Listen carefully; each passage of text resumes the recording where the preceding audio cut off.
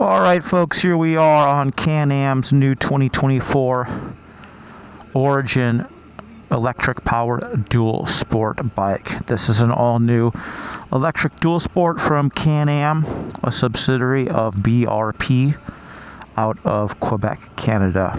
Now, if you're not familiar with Can-Am, they are an old school motorcycle manufacturer that made motorcycles in the 70s and 80s before they stopped making motorcycles. Then they came back a few years ago. They came out with their Spider line of three-wheeled autocycles for the 2007 model year, I believe, and then the Spider RT for the 2009 model year.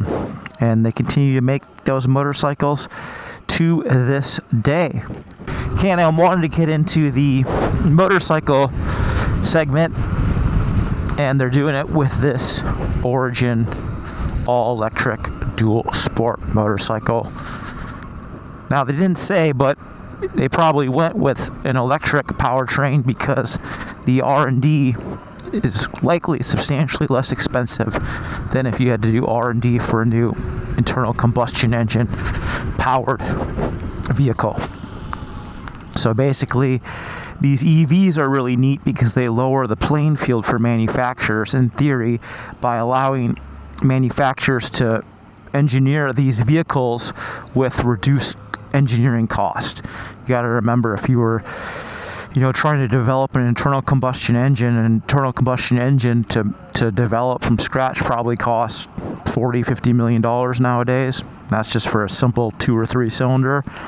You get to, a R1 type engine, I bet you that's $80 million to make one of those, if not even more.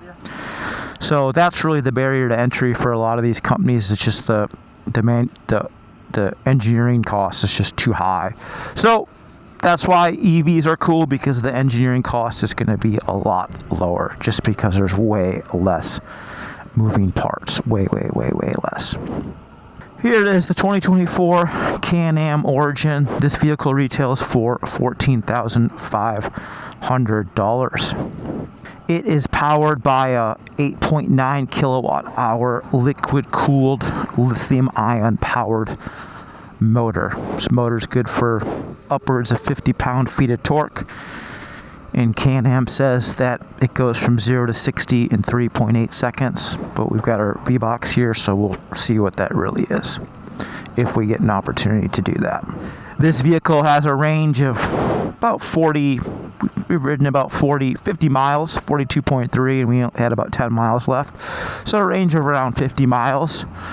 So the range isn't the highest, but the secret sauce for this vehicle is its 6 kilowatt charger. So the 6 kilowatt charger is really cool because it's basically a high input charger. So it's a level 2 charger, J1772 plug, which we all have at our houses now. Maybe not everyone, but I have one.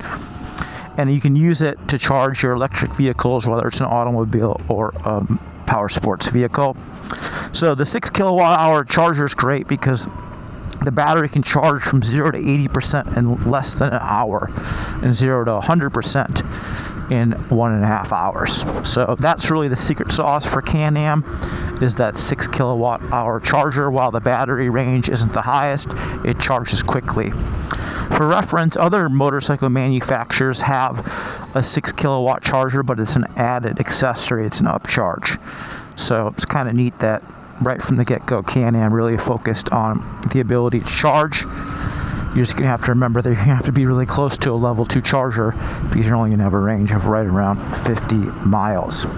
Now, this vehicle rolls on a 19-inch front, 18-inch rear spoked wheel with an inverted fork and a direct mount shock absorber. We have 10 inches of suspension travel front and back. With a full tank of battery ions, this vehicle weighs in at 412 pounds, which is very light.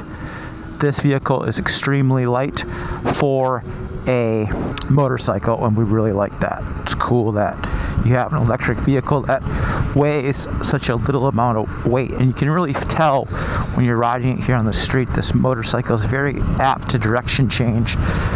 The rake on this motorcycle, it has a lot of rake. It has a lot of rake. The front end's really kicked out, which kind of makes it feel kind of funky. This motorcycle's really, really, I don't want to say twitchy, but it really likes to change directions. And when you're changing at low speed, it has a slightly awkward feeling. And again, I think it's just because that rake is so aggressive in it's extended out a lot. So just something to know. A very unique handling character. It's very, very nimble, but it kind of feels a little bit strange compared to a modern motorcycle, whether that's an EV or a gasoline powered vehicle. I do like how slim this vehicle is. It's very slim. It rides nicely over the bumps. I wouldn't say it's the most comfortable over the bumps, but it's certainly not the least either. I think the suspension does a good job of absorbing the rough stuff. The pitch control in this vehicle, the suspension, I wouldn't say it's overly stiff, yet it's not overly soft either.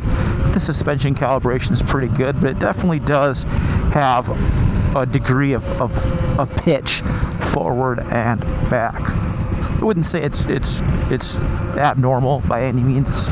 It's what a motorcycle is supposed to do. You're supposed to actuate the front brake, the front end pitches, the tire digs into the pavement, and that's how you have really tasty mechanical grip, so you can go fast on your motorcycle. Same with the shock.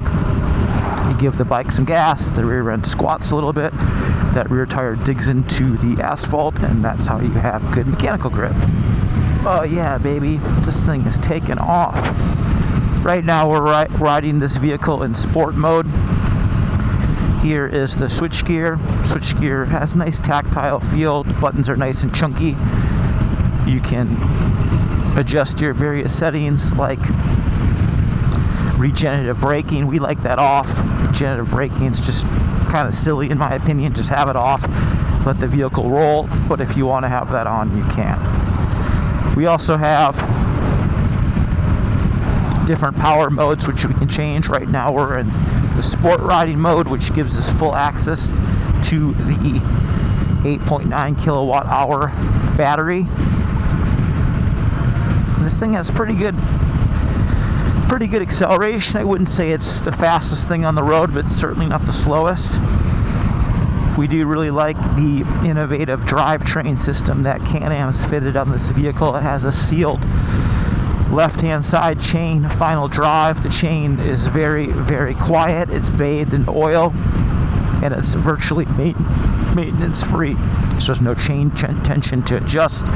There's nothing to clean aside from regular oil changes at an extended mileage interval, and it just allows for a really nice riding experience. If you can't tell, the ride inside this cockpit is very quiet. There's not a lot of drivetrain noise. There's not a lot of any noise. It's just really quiet. It's probably one of the most quiet electric motorcycles we've probably ever ridden. So if you're looking for a vehicle that is very quiet, you're gonna like that. Now this vehicle has double hydraulic disc brakes. We have one hydraulic disc brake up front, one in the back. Brakes do a good job of shedding speed on this vehicle, and we have fixed always on ABS. So if you apply too much brake pressure for the conditions of the road or the tire, the ABS will mitigate either the front or rear wheel from sliding against the pavement. That really allows you better control in all types of weather. So very, very nice. Now it's worth noting that this Can-Am Origin, the powertrain on this vehicle was engineered by BRP Can-Am out of Canada. It's got a liquid cooled system, so there's a curved radiator, a curved aluminum radiator on the front of the vehicle, positioned in the same type of position that you'd have a radiator for a gasoline powered vehicle. And that radiator, presumably from an electric pump, pumps cooling liquid through the battery, the motor, and the controller. So Can-Am says by being able to control all of those three components, temperature, it allows for a better service life, so you're going to have a better durability in terms of use over years. It's also going to keep from power degrading. So if you're riding on a hot summer day and you're really giving her the business, on other vehicles, power will be restricted because the battery gets and the motor gets too hot. Not on this vehicle. It has a cooling system, so the battery and motor and controller will, in theory, never get too hot. So pretty neat. Another cool fun fact about this vehicle is it doesn't have a primary frame. The battery is the frame. It's a structural component of this vehicle. So you have the battery, which attaches to this headstock and this triple clamp, and then you have a subframe attached off the back, and the swing arm. The swing arm actually houses the motor. So the motor is inside the base of the swing arm, very much like other manufacturers, like the Zero motorcycles. So using the motor at the base of the swing arm is neat because it lowers the center of gravity of the vehicle. It reduces unsprung mass because the motor is not attached to suspension. Suspension doesn't have to worry about damping the motor. Let's say if the motor was mounted inside the wheel. Now the seat on this bike, the seat is it's more dirt bikey than street bikey. It's definitely narrow.